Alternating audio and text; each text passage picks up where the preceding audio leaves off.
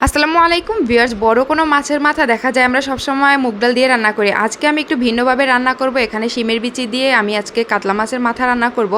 এই মাছটার ওজন ছিল প্রায় 4.5 কেজির মতো। তো মাছের মাথাটা কিন্তু বেশ বড় ছিল, আর এমনিতেও কিন্তু কাতলা মাছের মাথা একটু বড়ই থাকে। কাতলা মাছের মাথা বড় হওয়ার কারণে এখন আমি কোনটা কাতলা মাছ কোনটা রুই মাছ এটা কিন্তু খুব ভালোভাবে পার্থক্য করতে পারি আর কি, চিনতে পারি। আগে একদমই চিনতাম না। তো যাই হোক, কাতলা মাছের মাথাটা যেহেতু বেশ বড়, আমি খুব ভালোভাবে ভেজে তারপরে রান্না করব। এর জন্য লবণ আর হলুদ মেখে আমি কিছুক্ষণ রেখে দিলাম। আর এদিকে ট্যাংরা মাছও একটু লবণ হলুদ মেখে রেখে দিয়েছি। ট্যাংরা মাছটা কিন্তু আমি না ভেজেই রান্না করব। তো ট্যাংরা মাছ যখন আমি এভাবে না ভেজে রান্না করি, তারও কিছুক্ষণ আগে আমি লবণ আর হলুদ মেখে তারপর রেখে দেই।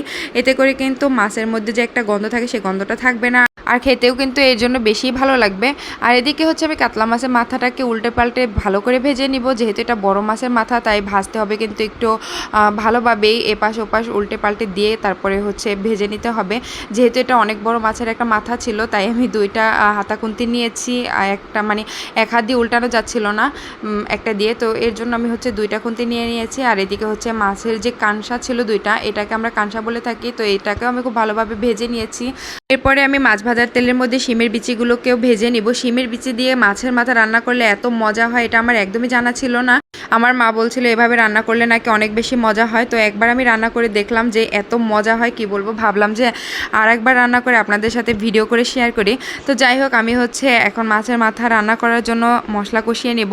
এখানে পেঁয়াজ কুচি দিয়ে দিয়েছি, আদা রসুন বাটা দিয়ে দিয়েছি, হলুদের গুঁড়া, মরিচের গুঁড়া, ধনিয়া জিরা গুঁড়ার পরিমাণটা একটু বেশি দিতে হবে, আর পরিমাণ মতো লবণ দিয়ে দিয়েছি। তো মশলাটা কষানো হয়ে গেলে যখন তেল উপরে আসবে, এরপরে কিন্তু আমি শিমের বিচিগুলোকে দিয়ে দিব। ভাজার পরে শিমের বিচিগুলো একটু শক্ত শক্ত হয়ে যাবে। এ পর্যায়ে কিন্তু ভয় পাওয়ার কিছু নেই যে সিদ্ধ হবে না। শিমের বিচিগুলো কিন্তু এমনিতেই সিদ্ধ হয়ে যাবে মশলা কষানোর সাথে সাথেই। তো শিমের বিচিগুলো সিদ্ধ হতে হতে আমি এদিকে ট্যাংরা মাছের ঝোলটা বসিয়ে দিব। আর এদিকে ট্যাংরা মাছের জন্য পেঁয়াজ কুচি করে নিয়েছি একটু হালকা ভেজে, এর মধ্যে হলুদের গুঁড়া, মরিচের গুঁড়া আর ধনিয়া জিরার গুঁড়ো দিয়ে দিব।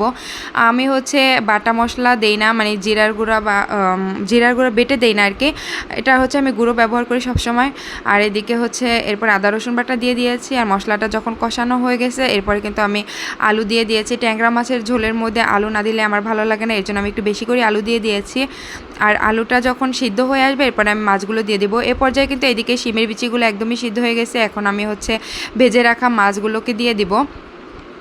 তো মাছের মাথাগুলোকে দিয়ে আমি মশলার সাথে একটু মিশিয়ে নিয়েছি। এরপরে আমি ঝোল দিয়ে দিয়েছি। আর আমি কয়েকটা মিষ্টি আলু বড় বড় করে কেটে দিয়েছি আমার ছেলের জন্য। ও আবার মিষ্টি আলু দিয়ে ভাত খেতে পছন্দ করে। পাশের চুলায় কিন্তু মাছটা আমার হয়ে যাবে।